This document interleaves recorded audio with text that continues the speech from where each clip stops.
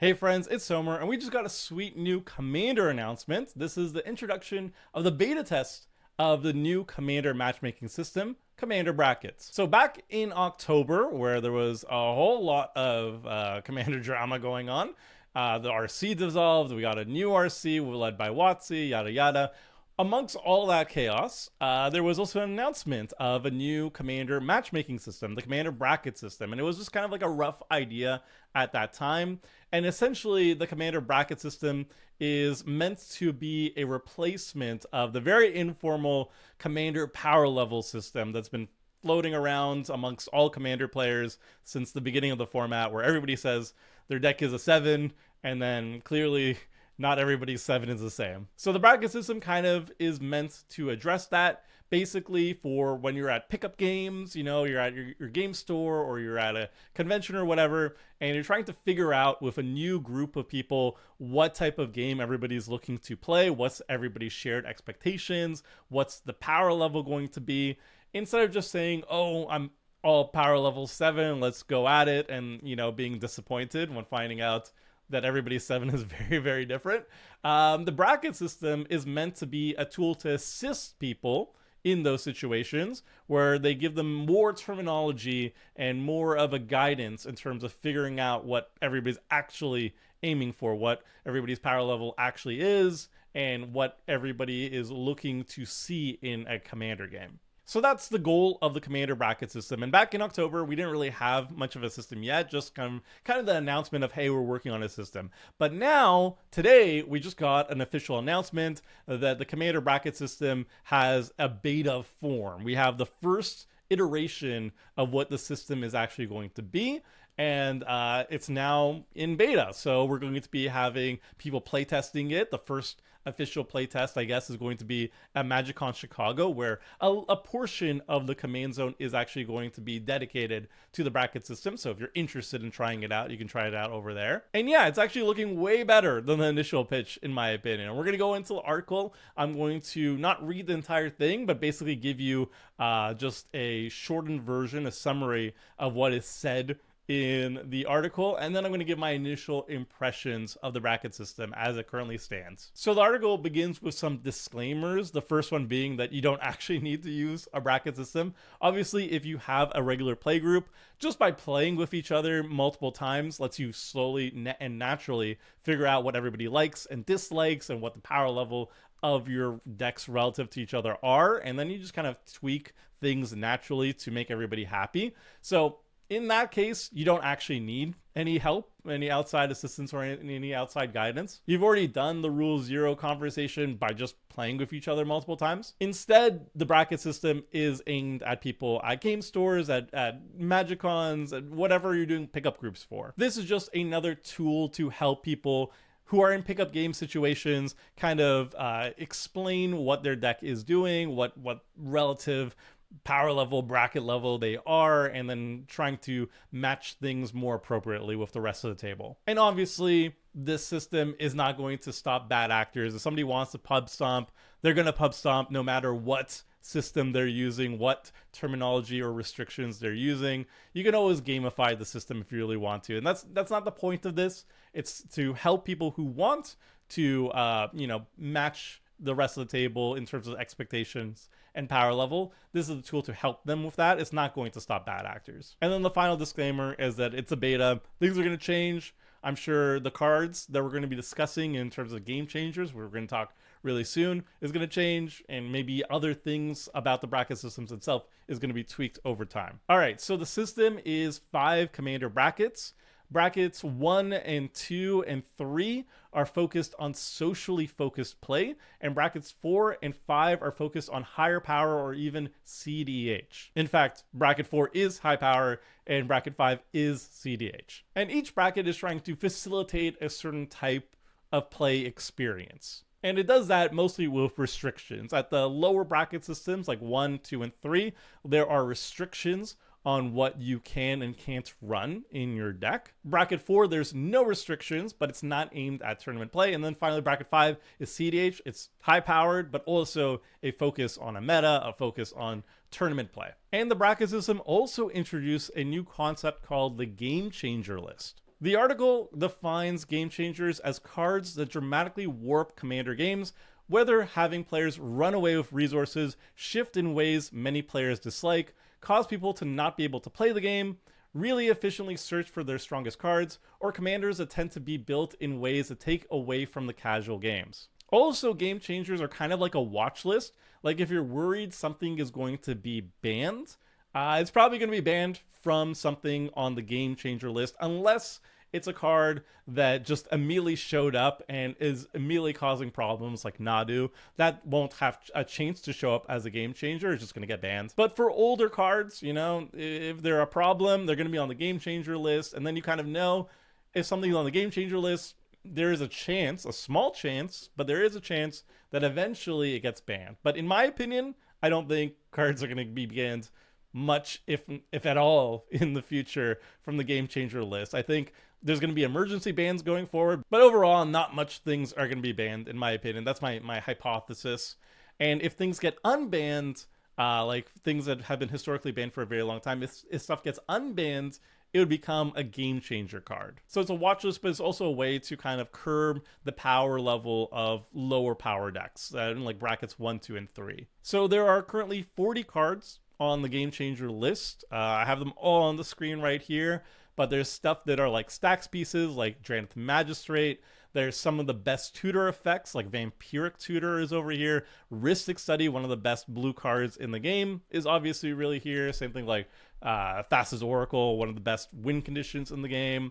And then, as they also mentioned, commanders that are kind of not super fun at casual tables, like Tergrid, are here too. So yeah, I think overall, all the cards on the game changer list are things that make sense. They kind of hit their goals, and they're either like just super good, they let you run away with the game too fast, or they're very salty, you know, so they're usually not appropriate at lower tables. That's basically it. Okay, so we see the game changers, we see what the bracket system is for. Let's look at the actual brackets. And thankfully, the article has a quick recap section, so we're going to focus on that, and I'll elaborate a little bit from there. Okay, so we talked about why the bracket system exists, what issue it's trying to address. We looked at the game changers, which was kind of like the new watch list that the bracket system is also incorporating to kind of balance themselves. And now let's actually look at the bracket systems proper. Thankfully, the article also comes with a quick recap of each of the brackets, and I think that's actually these descriptions are more than sufficient to get the point across, in my opinion. And if you want to read a more in-depth description of each of the brackets, you can read the article linked in the video section description below. So in bracket 1, it's Exhibition. It's incredibly casual with a focus on decks built around a theme, like Weatherlight Crew, as opposed to focused on winning. No game changers, so no cards on the game changer list. No 2-card combos, mass land denial, or extra turns, and tutors should be sparse. So if you want a deck that is like ladies looking left, hats, chairs, stuff like that, where it's more about just showing off a cool theme rather than actually winning, that's bracket 1. Bracket 2 is core. This is basically where the precons are of modern day. No game changers, 2-card combos, or mass land denial. You shouldn't expect to be chaining extra turns together, and tutors should be sparse. So if your deck is precon level, it's in bracket 2. I assume basically all precon decks are going to be showing up in this bracket 2, otherwise it's going to be a little bit awkward. But off the top of my head, I think all of them do. Bracket 3 is upgraded. These are stronger than a modern day precon, but not fully optimized and with a small number of game changers. So it's up to 3 game changers, no mass land denial, no early 2-card combos. You shouldn't expect to be chaining extra turns together. Personally speaking, I think most of my paper decks end up being bracket 3, although I think most of my decks also have more game changers than 3. So I think most of my decks would end up being bracket 3 if I made very small alterations to them. Then we've got bracket 4, optimized. So you go wild with your highest power cards. There's no restrictions other than the ban list. And bracket 5 is CEDH. This bracket is not just powerful, but has an eye toward a metagame and tournament structure. No restriction other than the ban list. And the difference between bracket 4 and bracket 5 is basically bracket 4, you're taking whatever commander or whatever deck you like, and you're optimizing it as strong as possible.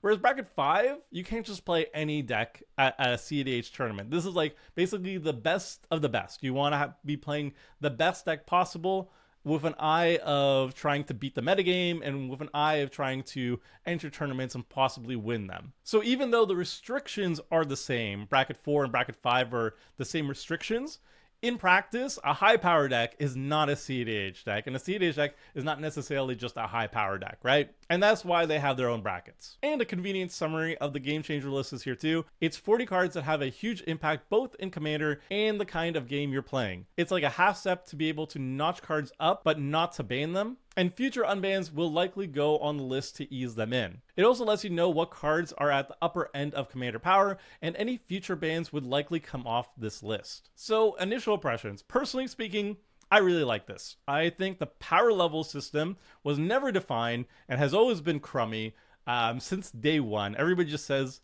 their deck is power level 7. So it's nice to have an additional tool for pickup games, local game stores, MagicCons or whatever, to help people kind of figure out collectively what type of game they want to be. Like if we're all trying to aim for bracket 3, it's good to define what the heck bracket 3 actually means. And then that also means I could have a deck ready for a bracket 3 game, Can there still be power level mismatches if everybody's saying they're bracket 2 or they're bracket 3 or whatever, and somebody just has like a very optimized list that happens to fit in that bracket very cleanly?